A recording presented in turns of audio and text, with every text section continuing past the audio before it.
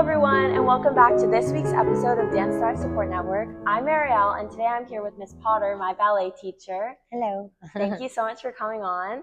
So before we start, can you just tell everyone who you are, what your dance background is, and your favorite thing about dance? Okay. I'm Kelly Potter. Some people know me as Miss Prouty, but my ballet name was Miss Potter. And I danced with American Ballet Theater for many years. I joined the company in 2002. It's going to age me. And I did leave briefly for 5 years and danced with the Boston Ballet. Then I came back and continued my career with them for another 13 years or 14. And so it was amazing. I toured all over the world. I had my first daughter while I was still in the company. She toured with me till she was about 2 or 3. I didn't know that.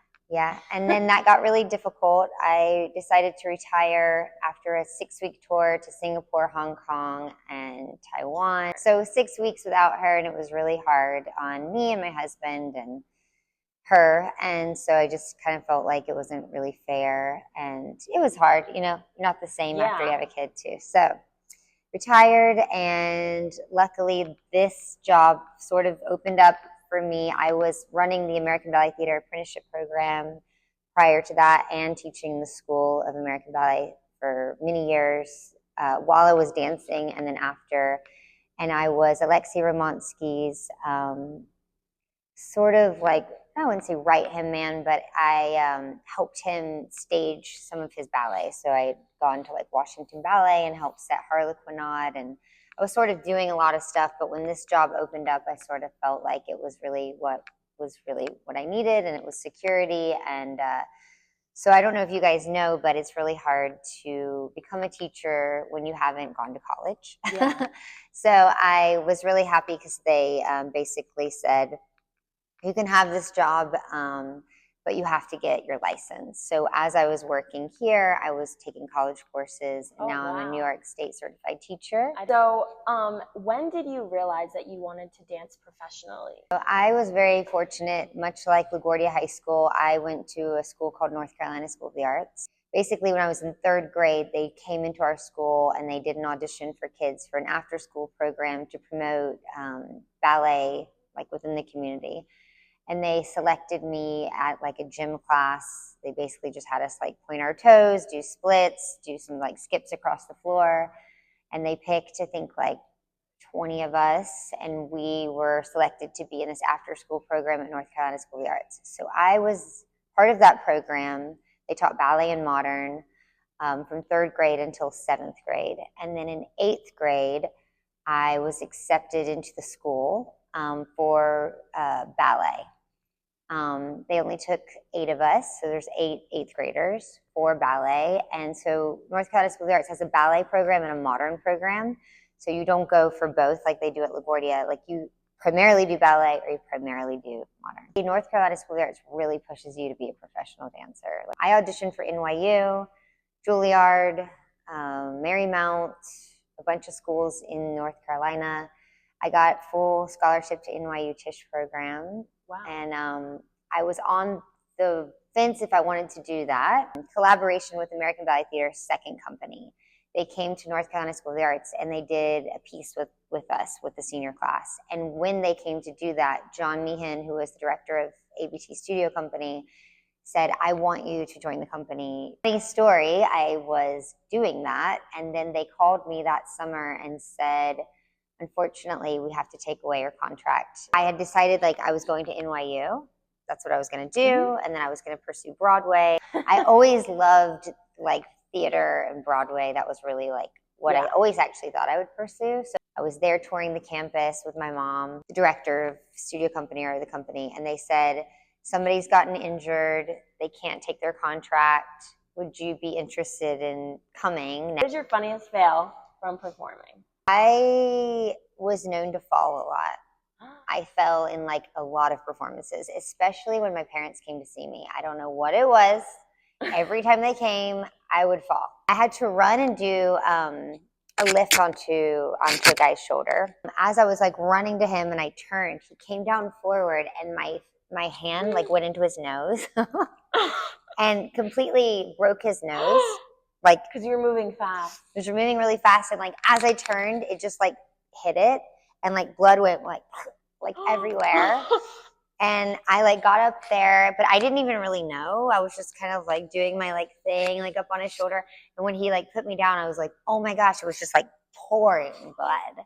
He And so continued to dance. he ran off the stage, and then I was just like on stage by myself, and I was just like making it up, and I was like, oh my gosh, this is a nightmare. Live audience, music playing, and it was his variation, and they were like, he's not coming back on, like he's like gushing blood. So they were like, just walk out and do your variation and the conductor will understand.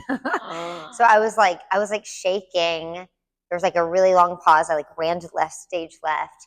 And then I just like walked out and kind of looked at him, and he was like, the conductor's like, and he was like, everybody like moving their pages, and then they went into my solo, and then the whole finale I didn't have a partner. So I was just like making it up. I was just like doing like Tombe Pareglis I was like running around. I was like, to be honest, like a total nightmare. I think he was mad at me. His nose got really big. Oh my God. It was pretty horrible. On another note, what is a piece of advice you would give your students? I would say that like be kind, and like know that the dance world is really small. Like we all really kind of know each other in some weird way. It's always like interconnected. So, you know, who you are as a person really goes far, because it will circle back to you. If you know, have a bad relationship with a teacher, which, you know, can happen, you know, try really hard to like make amends, and try really hard to just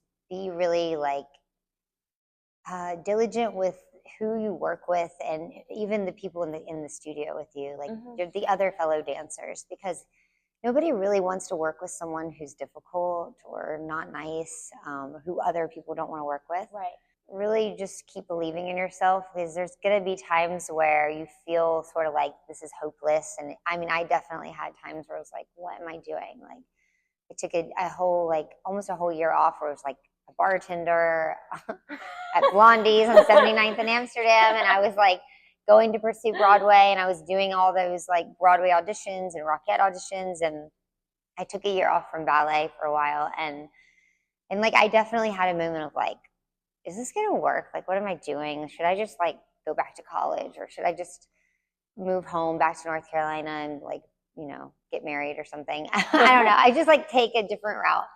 But you know, I really love ballet, and I really love the people in the dance world and in the dance community, and it always does work out. It just sometimes it just takes a second chance, and if it doesn't, if you don't pursue dance, it doesn't really matter either. Like, you're still a dancer, and you're still gonna like somehow come back to that circle of people. Like, you still may be involved in dance in a different way, and whether you actually dance or not, you're still a dancer. It doesn't really matter. Right. What is something that you would like to change about dance culture by teaching young students? I think that, you know, I had some very mean, strict teachers when I was a kid. Teaching was just like different. You know, you were allowed to say certain things and make people feel a certain way, and it was okay. Obviously, that is not okay, and it's not allowed anymore.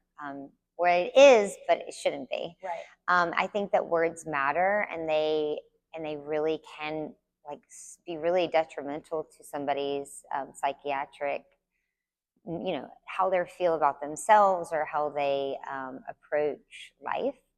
Helping students be their best self, but in like a positive way, because I always felt like I did way better with positive reinforcement versus the negative. Right. I try hard to do that. I don't always do that.